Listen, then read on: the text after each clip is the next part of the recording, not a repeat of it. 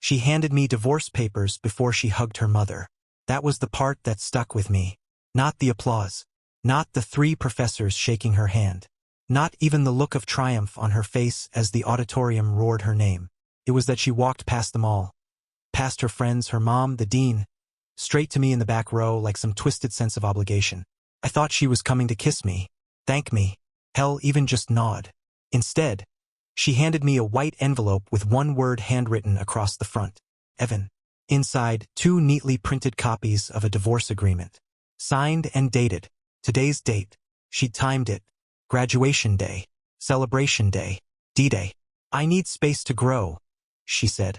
Her voice calmer than it had ever been during the entire 7 years of hell I'd supported her through. This chapter's over. Then she was gone. Drifting into a crowd of squealing friends, all in gowns and stilettos, snapping champagne selfies. Her friend Ava handed her a flute. Rachel raised it high, laughing like she'd just gotten tenure and a penthouse in the same breath. I watched from the back row, one hand still holding the envelope, the other still mid-applause. I didn't say a word. Didn't ask why now, or with who, or after everything, because I already knew the answers wouldn't matter. So I sat, pulled the pen from my coat, signed both copies, left one on the empty chair beside me, and I walked out. No scene, no slammed doors, just silence. You don't really understand what silence means until it echoes through every part of you. Through your ribcage, through the hole in your schedule where her thesis meetings used to be, through the empty fridge you kept stocked with her almond milk and stress snacks, through the quiet of a house where your voice was never loud enough to matter. That day, the silence began. And if you're listening to this right now, hearing this story unfold, chances are you're one of the 97% who haven't subscribed yet. It's free, takes a second, and it genuinely helps the team bring you more stories like this one. Real, raw, and without the sugarcoat. So if you want more, hit that button. We appreciate the hell out of it. Anyway, back to the parking lot. I remember the heat. June sun boiling the pavement. I got in my truck, rolled down the windows, and just sat there. Not crying. Not raging. Just adjusting to the air pressure of a new reality. Rachel didn't look back. Not once. She was too busy holding court with her little victory parade. Too busy posing with that diploma, that symbol of the next level she'd been talking about for years, while standing on the broken back of the man who made it possible. You see, while she wrote dissertations, I fixed the damn water heater. While she flew to symposiums, I maxed out credit cards for her conference fees. While she networked with charming postdocs in other cities, I worked overtime shifts and made her favorite dinner for when she got back. And now I was the final footnote in her academic journey. Thanks for funding my dream. Please see page 6 for asset division. I didn't go home that night. Hell, I didn't even go back the next day. I vanished, and she didn't even notice. Not yet. The house key clinked on the counter like a bell tolling the end of a life I never agreed to exit. I didn't leave a note. Didn't pack a suitcase. Just took the essentials. Wallet, title to the truck, birth certificate, and the copy of the divorce agreement I'd signed under fluorescent lights and fake smiles. She was probably still sipping Prosecco when I hit the highway. No arguments. No explanations. No passive-aggressive messages left on the bathroom mirror. Just silence. And the hum of tires spinning away from a decade I didn't even realize was over until it bit me in the throat. You ever realize how easy it is to disappear when no one actually sees you to begin with? By the time she woke up the next morning, probably hungover and full of fresh enlightenment, I was already 2 states away. Small town. Lakeside, 1 marina, 2 diners, and a post office that still had a bulletin board for lost dogs. Perfect. Anonymous. The kind of place where you could say your name was Tom and no one would care enough to ask twice. I withdrew everything from the joint checking account. Legally mine. I'd funded it for years while she was too busy unlearning toxic economic systems in grad seminars. Left her the savings, though. Figured she'd earned that, if only for surviving 7 years of institutional narcissism and whatever soul-deep rot came with publishing in peer-reviewed journals. I changed my number by lunchtime, bought a burner phone, new service plan, no social media, no GPS, no Apple ID to ping. If you weren't looking directly at me, I might as well not exist. Rachel texted the first evening. Hey, hope you're okay. We should talk. Then, let's not make this weird. Then, Evan, come on. We're adults. 3 messages. That was it. Like I was a mildly inconvenient houseguest who'd left without saying goodbye. No phone call. No panic. Just those 3 lines, typed out between mouthfuls of graduation cake. I bet. I didn't respond. I didn't even open them. Just deleted the notifications as they came in, one by one. Because here's the secret no one tells you about disappearing. The world keeps spinning, just a little quieter. And if the person who once swore to build a life with you can hand you a legal termination of marriage while still wearing a cap and gown, you owe her nothing. Not clarity, not closure, and definitely not an audience. I started working at the marina 3 days later. Cash job. Cleaning boats, fueling tanks, hauling ropes for weekend fishermen with sunburns and cooler beers than personalities. They didn't ask where I was from. I didn't offer. I was just the quiet guy with strong hands and a watched hand. Some nights, I sat on the edge of the dock with a cup of gas station coffee, watching the sun dissolve into the lake like it owed it something. The silence wasn't punishment. It was peace. The first real one I'd tasted since Rachel started her PhD and I started disappearing in small increments. One forgotten dinner at a time. She didn't send a 4th message. Didn't call. Not once. I imagined her sipping oat lattes with her cohort, laughing about outgrowing the old life, casually omitting the part where the old life built the foundation for her new one. I was a chapter she skipped over in her memoir before it even hit the climax. And that was fine, because I wasn't writing a memoir. I was building a new ending. One where I didn't need permission to walk away. And in that version, she doesn't get a cameo. Rachel didn't just move on. She launched. Within 6 weeks of graduation, she landed a postdoc fellowship at some think tank/laboratory hybrid that specialized in applied behavioral systems optimization. Whatever the hell that meant. Sounded impressive. She moved into a sleek little apartment in a city with more kombucha bars than churches. Slept on a memory foam mattress she paid for herself. First real taste of financial independence, and she wore it like a crown. Her social media went full throttle. Glossy headshots, filtered cafe selfies, panels with captions like, "So honored to be invited," book stacks with highlighted pages, filtered brunches with captions like, "Nourishing the mind and the body," and always some curated reminder that she was thriving solo. Profile, postdoc, NFJ, intersectional everything. Single, header photo. Her on a rooftop, wind in her hair, city lights behind her, wine glass in hand. Bio update, don't shrink for anyone. Her friends ate it up. Ava commented on every post with fire emojis. Liam, the one she swore was just a colleague, suddenly featured more often. Cropped out of frames, sure, but there. A familiar elbow. A reflection in the glass. She never confirmed anything, just smirked when people asked. And when someone did ask what happened to her husband. "Oh, Evan?" she'd say, brushing a crumb off her linen pants. "He was too simple. Sweet guy. Just not built for the life I'm creating." That phrase stuck. The life I'm creating. As if I'd been some disposable placeholder in her origin story. The man who funded the montage sequence before the real plot began. While she played philosopher queen in city cafes, I spent my mornings at the marina, patching hulls and tuning motors. It wasn't glamorous, but it was honest. Manual work. Good air. The kind of job where no one cared about your resume, just whether you showed up and didn't screw up. In the afternoons, I started helping an old man named Cal restore a vintage sailboat he'd been dragging in and out of dry dock since '92. He didn't talk much, which suited me fine. When he did, it was usually about torque ratios or which whiskey brand hadn't gone to hell yet. I cooked my own dinners. Nothing fancy. Eggs, rice, the occasional stolen steak when I was feeling reckless. I read a lot.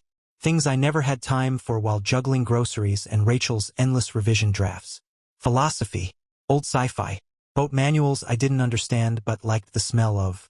And slowly, almost accidentally, I started sleeping better. Breathing deeper, forgetting to check the time. There was no aha moment, no swelling soundtrack or tearful breakthrough. Just the quiet realization, about 9 months in, that I hadn't thought about her all day. That I didn't care whether she was happy, or if Liam had moved in, or if she ever reread our old anniversary cards. I didn't miss the way she never said thank you. Didn't miss the constant mental footnotes I had to carry. Her schedule, her preferences, the subtle calculations about when she'd snap if I breathed wrong while she was studying. I missed the dog, but we never had a dog. That was just a fantasy I used to entertain on long drives. A leash in my hand, her in the passenger seat, finally laughing. Didn't happen. Instead, I had the lake. The dock. My quiet. Meanwhile, Rachel had her curated chaos, her filtered self-love, her increasingly sharp captions. But somewhere behind all the glam, I could see it, even from the outside. She was performing, building a life that looked bulletproof. Not necessarily living one. But she didn't know that yet, and I wasn't about to tell her. The first message was harmless. One of those late-night wine-induced nostalgia texts that feels profound at 12:07 a.m. and embarrassing by sunrise. Hey, just wanted to say I hope you're well. You always liked the fall. No question mark. No invitation. Just enough to keep the power dynamic tilted in her favor. She hovered over the send button, reread it twice, then tapped it with her thumb. Watched the screen. Waited for the delivered check to flicker blue. It did. But nothing followed. Not the typing dots. Not the read receipt. Just digital stillness. She rationalized it immediately. He's sulking. Being petty. Typical. She even smirked to herself, called it predictable aloud. Then turned on another episode of some true crime podcast about emotional fugitives and forgot about it. For a while. A month later, on what would have been his birthday, she sent another message. More upbeat. Happy birthday, Evan. Wherever you are. A little more intimate. A little less cold. Still no reply. She showed Ava the message. Laughed like it was some running joke. He's ghosting me for being right, she said, sipping matcha in a sunlit cafe. Can you believe that? Ava laughed with her. Kind of. That night, Rachel stared at the screen longer than she wanted to admit. 2 blue check marks. 2 ignored attempts. Something small and sharp twisted in her chest. Not pain. Just bruised ego. So, she stopped texting. For a while. But not thinking. The silence stopped being passive. It started to feel intentional. By winter, curiosity hardened into restlessness. She opened her email, composed a message titled simply, "Hey." The body was longer this time, carefully casual. "Hey, I know things didn't end well or really end at all. I've thought about that. I just wanted to say, I appreciated what you gave me, even if I never really said it out loud. Life's been busy, chaotic, etc. But if you ever want to grab coffee, or just talk, I'm here. You always used to say we'd end up circling back. Maybe this is that moment. Or maybe not. Either way, hope the world's been kind to you." She stared at it for a long time, then clicked send. And waited. And waited. Nothing. No read. No bounce. Just static. She told herself it probably went to spam. Or he was just off-grid. Or he was, ironically, on a spiritual retreat where devices weren't allowed. She almost laughed imagining Evan doing yoga in some forest with goats. But when she searched him on LinkedIn, his profile was gone. Not just inactive. Deleted. Facebook. Deactivated. Twitter. Dormant since 2019. Instagram. Never existed. There were no traces. Not even the paper trail of a man trying to vanish. He had successfully vanished. Scrubbed himself from the platforms she once mocked him for never using properly. No blogs. No forwarding email. No alumni groups. No city tags. Not even a photo from their old hiking trips that used to sit on a shared Google Drive. Gone like it had never been there at all. Rachel felt something she hadn't felt in years. Not anger. Not regret. Disoriented. He hadn't ghosted her. He hadn't left the conversation. He had left the room entirely. The silence wasn't passive. It wasn't petty. It was designed. She told herself that was fine. That he was just being melodramatic. That she was still right. But later that night, she poured herself a second glass of wine, opened her email drafts, and stared at that sent message. Still unread. Still untouched. The cursor blinked beneath it like a ticking bomb. And suddenly, she hated that it blinked back. The conference wasn't even her first choice. It was one of those low-tier, midweek academic panels in a college town that smelled like wet leaves and burnt espresso. She accepted the invite out of boredom more than ambition. Figured she'd pad her CV while seeing if any old ghosts still wandered the streets. The town hadn't changed much. Same crooked bookstore on the corner. Same campus buses with dull-colored advertisements peeling off their sides. But as she rolled her suitcase down the sidewalk near their old block, she felt a flicker of something she didn't have a name for. Not nostalgia. Not quite. More like a tug. A weightless tension that made her turn her head at every crosswalk, half expecting to see him ducking into a hardware store or leaning against the fence with that quiet half-smile he wore when he was pretending not to be tired. It started with the house. She walked past it just once, maybe to confirm it was real. Their house. The little blue one with the creaky steps and the hydrangeas he planted even though he hated flowers. But it wasn't blue anymore. Someone had painted it beige. Vinyl siding, cheap and new. A red tricycle sat on the lawn next to a sun-bleached inflatable unicorn. She hesitated at the gate. The mailbox had a different name. Not his. Not hers. She stared for a while, long enough for a woman in yoga pants to step out with a baby balanced on one hip and a set of keys in her mouth. The woman didn't wave. Just stared back, mildly annoyed. Rachel mumbled something about sorry, wrong house and walked away, heat rising up her neck. Next was the diner. The one they used to slip away to after her long study nights. It had been her haven, back when she still needed one greasy grilled cheese and 2 sweet milkshakes in cracked glass cups. Evan always sat in the booth facing the door, like some old-school gentleman who needed to see who walked in. Said it helped him feel untrapped. She used to tease him for it. Now the booth was gone. The entire place was gutted. Sleek white tiles, Edison bulbs, and an open kitchen staffed by hipsters in branded aprons. It smelled like rosemary and sourdough. No more coffee-stained menus. No old waitress named Carla who always called Evan sweetheart. Rachel sat at the bar and ordered an haute courtois just to feel something. It didn't work.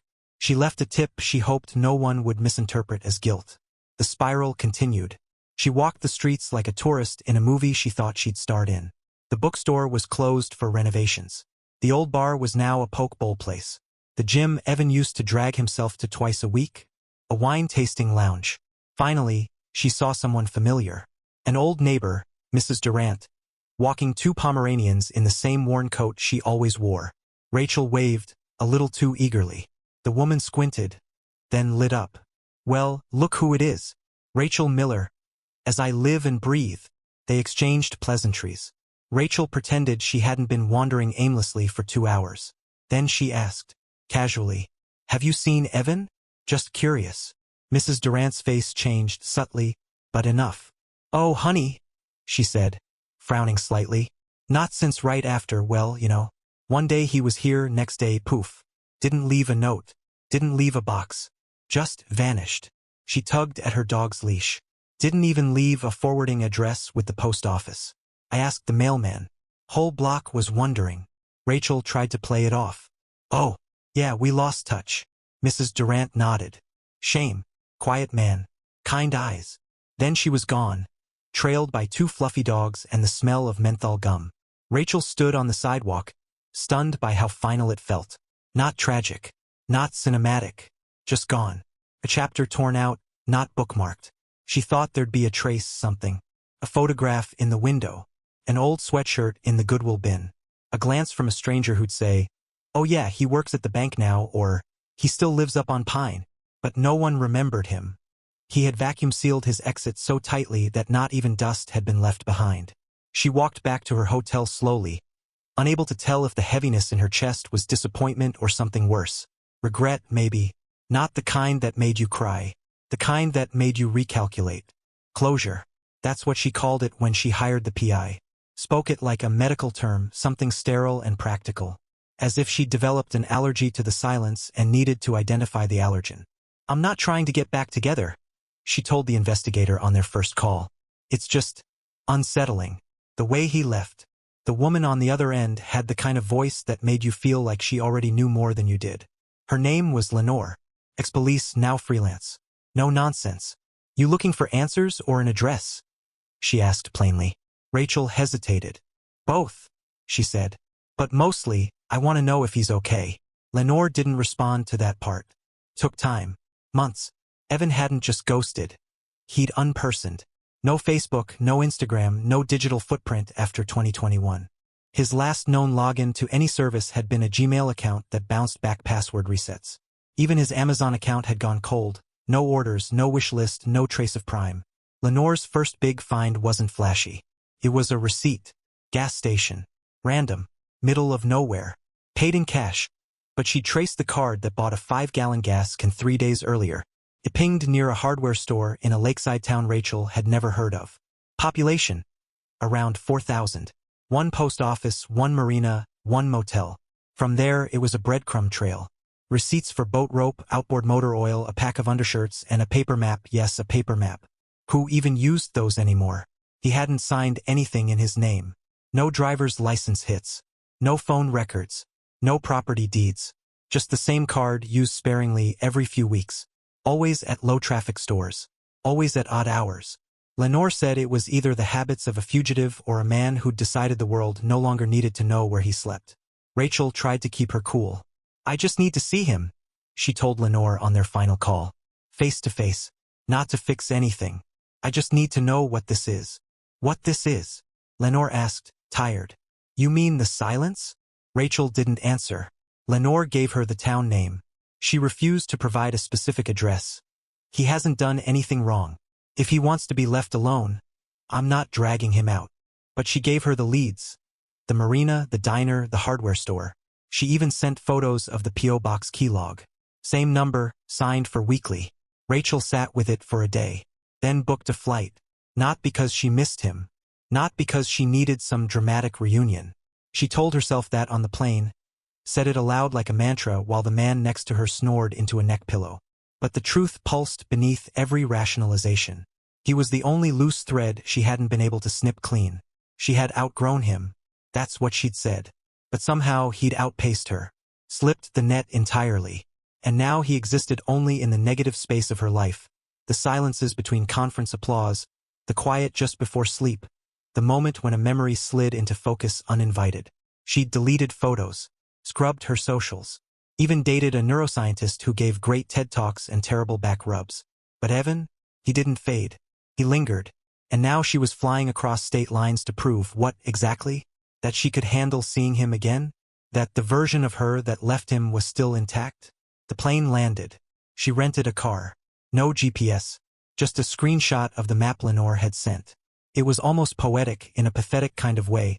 Her chasing the man she once dismissed as too simple, through the most analog route possible. Her hands gripped the wheel tighter the closer she got to the edge of town. The lake shimmered through the windshield. Somewhere out there, the man she broke like a toy was putting his life back together one silent piece at a time. And she was about to interrupt it. She sat in the rental for almost 12 minutes before getting out. The marina was quiet, tucked into the curve of the lake like it had always been waiting for someone to notice it. Boats bobbed gently against their ropes. A gull cried somewhere overhead, sharp and indifferent. The water looked like glass. She had imagined this moment so many ways. Him storming off, him hugging her, him asking why it took so long. She never imagined this version. No reaction at all. Evan was standing near the far dock, hauling a cooler onto a small boat with a faded red stripe along the side. A teenager, maybe 17, was fumbling with the ropes while Evan coached him through it. Calm. Measured. He looked healthy if thinner. A bit of gray in his beard. His gait was different, lighter somehow, less burdened. Rachel stayed hidden behind the car door, just watching. He didn't look up. Not once. She wasn't sure if that made it easier or harder. The kid called him E at one point. Just the letter.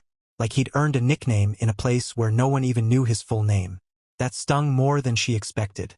The young man pulled out his phone and held it up. Evan leaned in, smiled for the photo. It wasn't a big smile, but it was real. She'd seen that smile maybe twice in the final year of their marriage.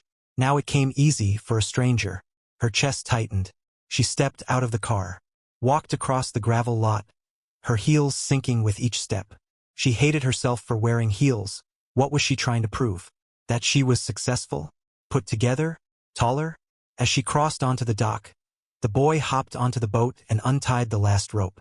Evan turned to say something, then froze.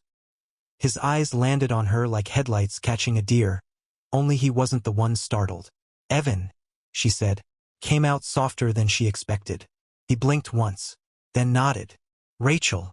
No smile, no flinch, no flicker of anything that looked like what she needed it to be. His voice was lower, less strained. She didn't know whether to be relieved or offended by how fine he looked. "Can we?" she started, gesturing toward the dock. He didn't move, just glanced over at the boat, where the kid was now unspooling fishing line. "I've got 10 minutes, he said. Like she was an errand he wasn't planning on running. 10 minutes. After 10 years. She stepped closer. "I didn't know if I'd find you." "You did." Silence. He didn't ask how she was. Didn't comment on her hair, her face, the shoes she regretted more with every step. He just stood there, arms loose at his sides. Like this was a routine interaction with someone he vaguely remembered from college. She wanted to scream, or cry, or rewind the last 3 years to pick a different version of herself to show up today. Instead, she said, "You look good." He shrugged. "I'm healthy." That stung more than it should have. "You live here?" she asked, scanning the marina like it might offer clues. A cabin, a trailer, a mailbox with his handwriting. He didn't answer, didn't nod, just said, "I work here," like that was all she needed to know. She tried to find something in his eyes. Anger, nostalgia, even pity. But they were blank. Not cold. Just empty. "You didn't respond to anything," she said. "Texts? Email?" "I saw them." "You saw them but didn't read them?" "I saw they came in," he said. "Didn't need to open them." "Why?" His jaw twitched once. He glanced out over the lake. Then, finally, he looked at her. "You handed me divorce papers at your graduation," he said, voice flat, "while your friends popped champagne." Rachel felt her throat close. "It wasn't personal," she said quickly, instinctively. "It was. You handed me a decision," he interrupted. "So I made mine." He looked back toward the boat. That was it. That was his version of closure. 7 years of history, condensed into a sentence he probably practiced once and never said until now. The kid called from the boat. You coming?" "In a minute," Evan replied. He turned back to her. She was shaking now, but her voice came out calm. "I didn't expect this." He tilted his head. "What did you expect?" She didn't have an answer. He waited. Then, when it didn't come, he nodded once, like that was all the confirmation he needed. "Take care, Rachel." And he turned. Walked down the dock with the same calm gait she'd watched from a distance. Stepped onto the boat without looking back. And left her standing on the dock, heels sinking, hands empty, heart loud. The boat drifted out, just far enough that she couldn't see the expression on his face anymore. Only his silhouette, back straight, movements measured, teaching the kid how to cast a line. The same patience he once used on her, when she broke the blender or melted a Tupperware lid on the stovetop. He'd just shake his head, grin sideways, fix it without comment. That patience used to belong to her. Now she was just another stranger watching from shore. Rachel didn't know how long she stood there, but eventually she sat on a bench at the edge of the dock, wrapped her arms around herself like the lake breeze had teeth. She thought maybe he wouldn't come back. But he did. About 40 minutes later, the boat returned. The teen jumped off first, nodded politely in her direction, and disappeared toward the parking lot. Evan tied off the rope with a few practiced motions, then stood there for a second, debating something. Then he walked toward her. No words, just the sound of boots on wet planks. He sat on the opposite end of the bench, far, but not far enough to say go away. She turned to him slowly, forced a breath through her lungs. I tried reaching out," she said, voice thin. He nodded once. "I know. You saw the messages?" "I saw they came in. But you didn't read them?" "No." Silence. She tried to laugh, but it came out too brittle. "Well, that's mature." He didn't react. "You disappeared," she said after a moment, softer this time. "Just vanished. No note, no goodbye, no forwarding address." "You served me papers," he said, tone even, "at your graduation, in front of your mother and Ava." While they clapped, she flinched. "I didn't mean it to be." "You planned it." He cut in, calm but sharp. "Signed them ahead of time. Printed 2 copies. You handed them to me like a diploma." Rachel blinked. "I thought," she started, then stopped. He waited. "I thought you'd come back," she admitted finally. "After a while. After things settled." "Why would I?" "Because we were—" Her voice cracked. "We were something, Evan." He nodded slowly. "We were." She searched his face for softness, for any trace of the man who used to hold her hair when she got sick, who made late-night runs for mint chocolate just to make her smile. But he looked at her the same way he looked at the lake. Still steady, like he'd accepted its depth a long time ago. "I didn't think you'd vanish forever," she whispered. He looked down at his hands, then back up. "I did exactly what you asked." Her stomach twisted. "I never asked you to disappear. You said you needed space to grow," he replied. "You made it clear that chapter was over. That didn't mean you had to leave the book." she said, voice rising. He turned to face her fully now. You don't get to frame this like I abandoned you. I'm not. You chose that ending, he said, still not angry. Just final. I just honored it. Rachel swallowed hard. I thought you'd fight for us. I thought you respected me enough not to humiliate me in a gown and tassel. That landed. She blinked against the memory. His stunned face, her friends clapping, her mother's teary pride. God, the way she'd laughed afterward. Called it clean. Called it liberating. But now, in this small town on a worn dock beside a man who no longer bent his life around hers, it didn't feel clean. Felt gutted. You hate me, she said quietly. I don't, he answered immediately. That made it worse. I just stopped needing anything from you, he said, watching the water. And that's not the same thing. She looked away, blinking fast. I made a mistake. He didn't answer. She tried again. Is there any part of you that still wonders what could've? No, he said, and then stood. I've got work. She stood too. Evan. He turned back once. I'm not mad at you. That surprised her. I'm just done, he added.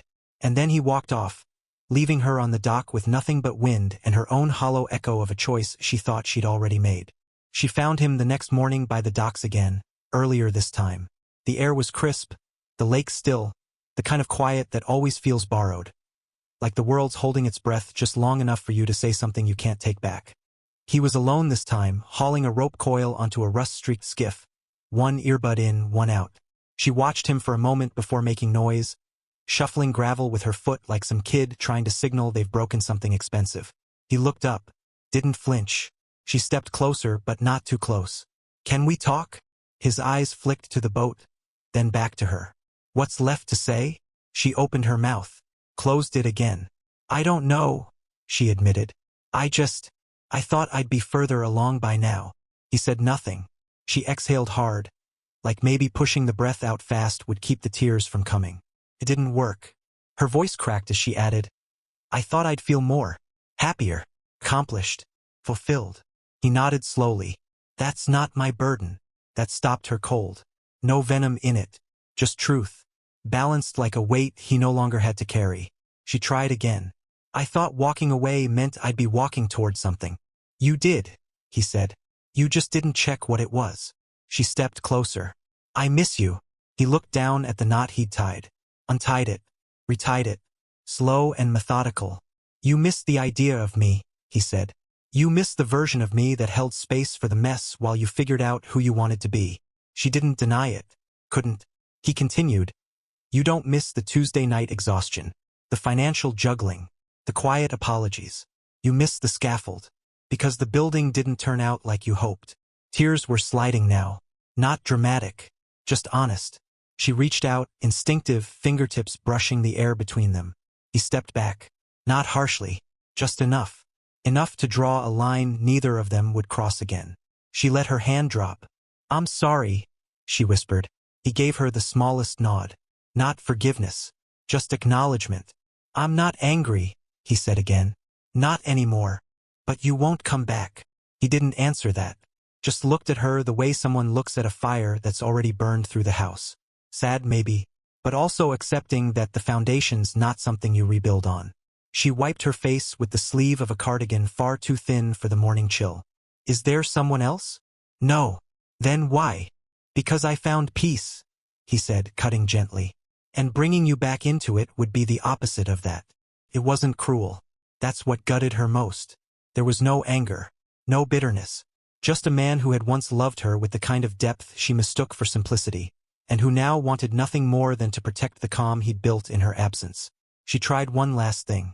A whisper now, more plea than sentence. Would you ever want to start again? He looked out over the lake. The sky was warming with light. The boat bobbed gently beside them. If we met now, he said, you wouldn't pick me. She swallowed hard. And that's okay, he added.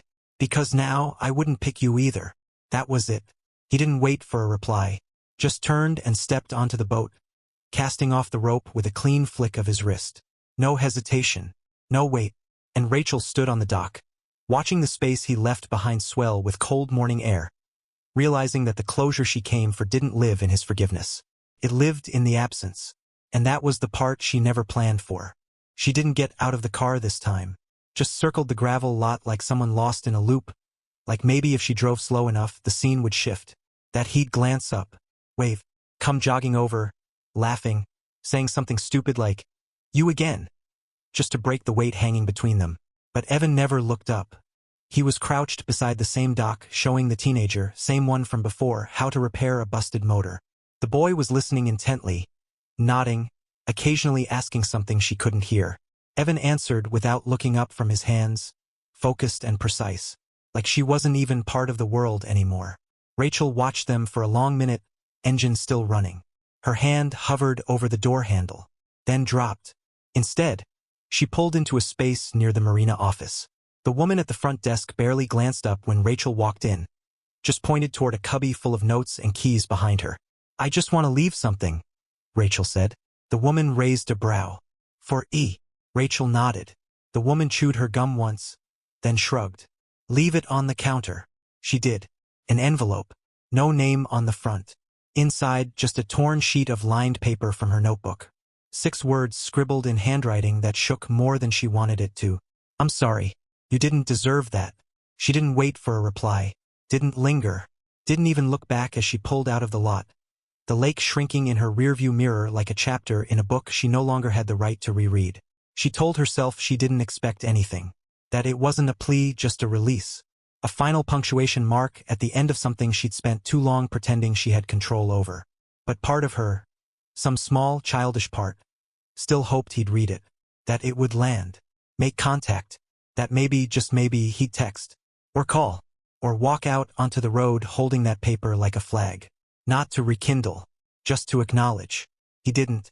That evening, after the docks cleared and the sun began to fold itself into the horizon, Evan walked into the marina office.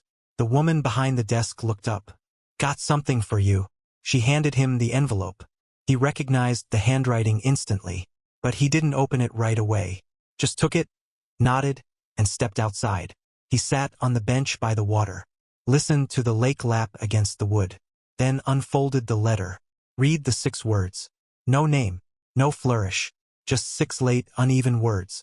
He stared at them for a moment, then folded the paper back up, stood, and dropped it into the trash can beside the bench. No rage, no smirk, no bitterness, just a quiet, deliberate motion of letting something go. He looked out over the lake, the sky bleeding oranges and purples like a painting that refused to dry. His hands rested on his knees, calloused and calm. His phone buzzed in his pocket. Probably the kid, asking if he could borrow a reel. He didn't check it, just sat, just breathed. And when the sun finally dipped below the treeline, he stood, locked the dock gate, and walked back to the small rented cabin tucked behind the pines, where silence wasn't loneliness anymore. It was sanctuary. And Rachel, she kept driving, didn't text again, didn't write, because some endings don't explode. They just vanish, and the world goes on.